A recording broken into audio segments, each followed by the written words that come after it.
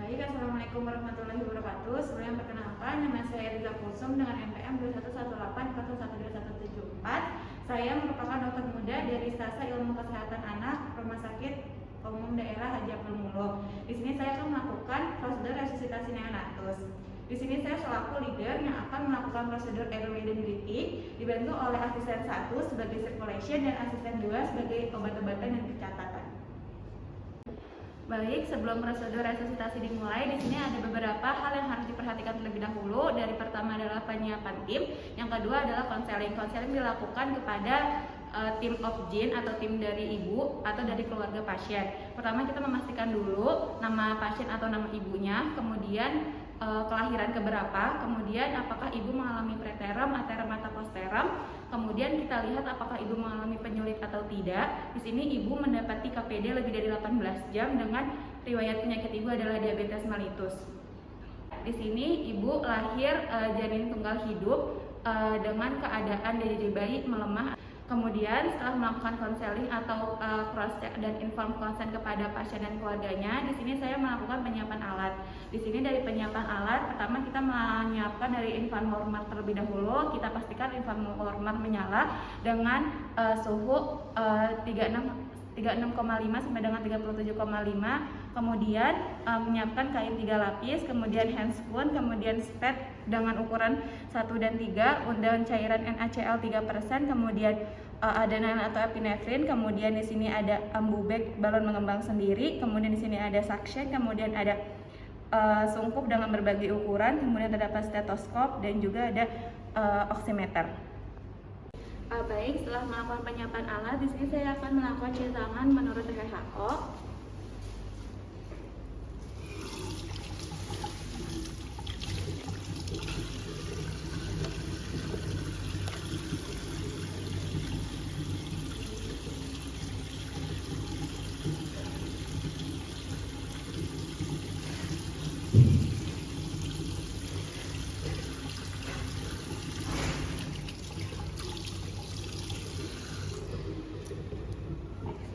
Baik, di sini setelah melakukan penyiapan alat dan cuci tangan, saya akan melakukan penggunaan handscoon dan APD lainnya.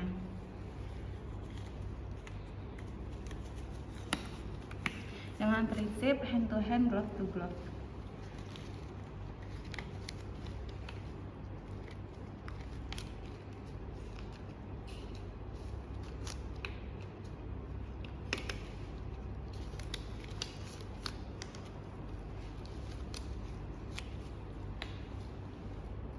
Baik, setelah semua alat siap dan bayi sudah diletakkan di atas meja resusitasi dengan kehangatan dari infant sudah tepat, kemudian di sini saya melakukan penilaian. Di sini bayinya ateram, namun tidak terdapat menangisnya kuat. Di sini bayi menangisnya termenggap-menggap dengan keadaan tonusnya yang lemah. Kemudian di sini saya akan melakukan prinsip Haikal. Pertama, di sini pasien sudah dihangatkan di bawah infant warmer, kemudian melakukan atur posisi dengan bantalan diletakkan pada bagian bahu pasien agar kepala pasien atau leher pasien setengah ekstensi.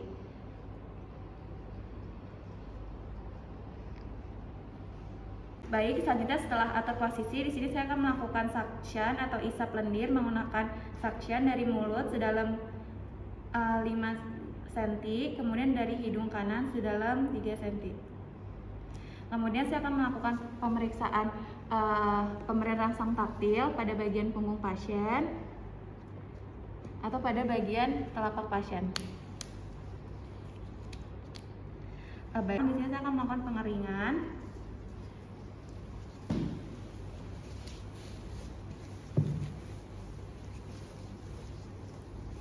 Dan memastikan pasien kering, kemudian diganti dengan kain yang baru.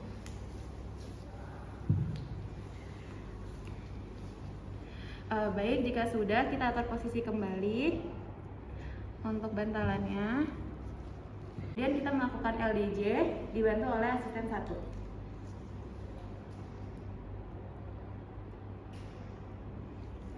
Laju denyut jantung bayinya 80 kali per menit. Baik, untuk mengap-mengap.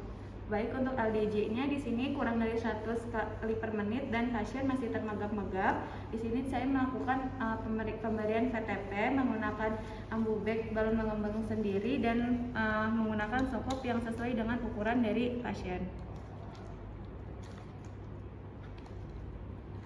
Kemudian untuk sungkupnya, pastikan hidung dan mulut pasien masuk ke dalam sungkup. Kemudian untuk tangan kiri terletak dengan si klem.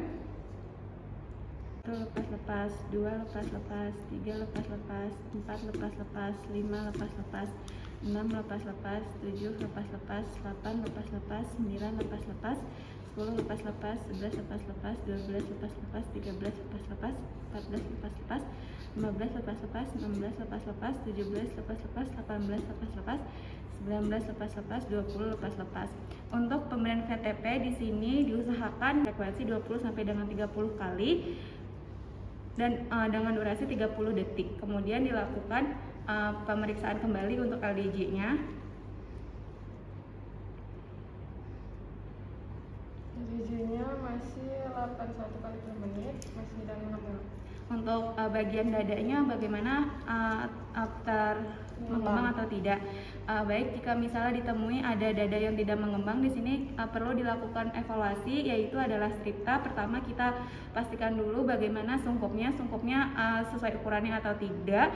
Kemudian mengatur posisinya kembali. Kemudian jika memang sudah sesuai, kita lakukan VTP kembali untuk siklus kedua dan melakukan penggunaan oximeter untuk pemantauan saturasi oksigen bayi. 1 lepas-lepas, 2 lepas-lepas, 3 lepas-lepas, 4 lepas-lepas, 5 lepas-lepas, 6 lepas-lepas, 7 lepas-lepas, 8 lepas-lepas, 9 lepas-lepas, 10 lepas-lepas, 11 lepas-lepas, 12 lepas-lepas, 13 lepas-lepas, 14 lepas-lepas, 15 lepas-lepas, 16 lepas-lepas, 17 lepas-lepas, 18 lepas-lepas, 19 lepas-lepas, 20 lepas-lepas. Baik, setelah satu siklus sudah dilakukan pemeriksaan LDJ kembali oleh teman saya. Jatuhnya masih 84 kali per menit. Baik, untuk pernapasannya masih megap-megap. Untuk LDJ-nya masih kurang dari 100 kali per menit. Di sini saya akan melakukan pemberian VTP dengan kompresi dada. Untuk VTP dan kompresi dada diberikan dengan perbandingan 1:3 dengan durasi selama 60 detik. 1, 2, 3, 1, 1, 2, 3, 2, 1, 2, 3, 3, 1, 2, 3, 4, 1, 2, 3, 5, 1, 2, 3, 6, 1, 2, 3, 7, 1, 2, 3, 8, 1, 2, 3, 9, 1, 2, 3, 10, 1, 2, 3, 11, 1, 2, 3, 12, 1, 2, 3, 13, 1, 2, 3, 14, 1, 2, 3, 15, 1, 2, 3, 16, 1, 2, 3, 17, 1, 2, 3, 18, 1, 2, 3, 19, 1, 2, 3, 20. Baik, setelah dilakukan VTP dengan kompresi dada, dilakukan kembali penghitungan LDJ dan kondisi bayi. LDJ-nya 50 kali per menit dengan masih mengap-ngap. Baik, LDJ-nya masih kurang dari 60 menit. Di sini saya akan melakukan pemberian obat-obatan yaitu berupa epinefrin. Selanjutnya kita akan memberikan epinefrin kepada bayi dengan dosis 0,1 sampai 0,3 kg berat badan yang diencerkan dengan NaCl 1:10.000 secara intravena melalui vena umbilikal. Diaspirasikan terlebih dahulu, lalu kita masukkan. Baik, setelah dilakukan pemberian epinefrin pada bagian vena umbilikal pasien, dilakukan kembali VTP dan kompresi dada. 1, 2, 3, 1, 1, 2, 3, 2, 1, 2, 3, 3, 1, 2, 3, 4, 1, 2, 3, 5, 1, 2, 3, 6, 1, 2, 3, 7, 1, 2, 3, 8, 1, 2, 3, 9, 1, 2, 3, 10, 1, 2, 3, 11, 1, 2, 3, 12, 1, 2, 3, 13, 1, 2, 3, 14, 1, 2, 3, 15, 1, 2, 3, 16, 1, 2, 3, 17, 1, 2, 3, 18, 1, 2, 3. 20. Baik, jika sudah dilakukan KTP kompresi dan pemberian epinefrin, dilakukan pemeriksaan kembali untuk LDJ bayi.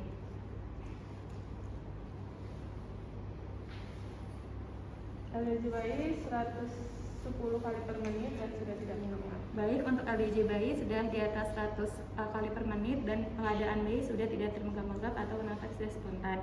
Setelah didapati hasil pemeriksaan resusitasi sudah berhasil, kita tetap perlu melakukan transport dari pasien ke bagian pasca resusitasi dengan memperhatikan trisep stable, yaitu adalah sugar and self-care atau memastikan bayi tidak mengalami hipoglikemi dan proses transfer dalam proses yang aman. Kemudian memperhatikan temperatur bayi, pastikan temperatur bayi tetap di suhu 36,5 sampai dengan 37,5. Kemudian memperhatikan RW pada bayi, bagaimana jalan nafasnya harus tetap terjaga, tidak terdapat obstruksi jalan nafas, jadi memerlukan oksigen atau pemberian oksigen diperhatikan untuk pemakaian dan penggunaan alatnya.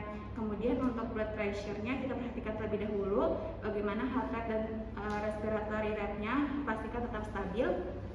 Kemudian kita juga melakukan pemeriksaan laboratorium selagi pasien setelah pasien dilakukan resusitasi dan memberikan emotional support kepada bagian keluarga pasien agar dan menjelaskan bagaimana keadaan pasien setelah diberikan resusitasi. Baik, pasien di sini kita lakukan pembedongan.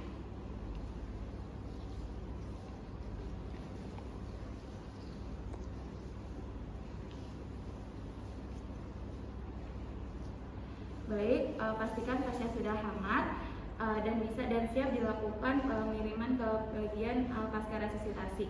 Setelah itu kita membersihkan alat dan membersihkan tempat pasca resusitasi.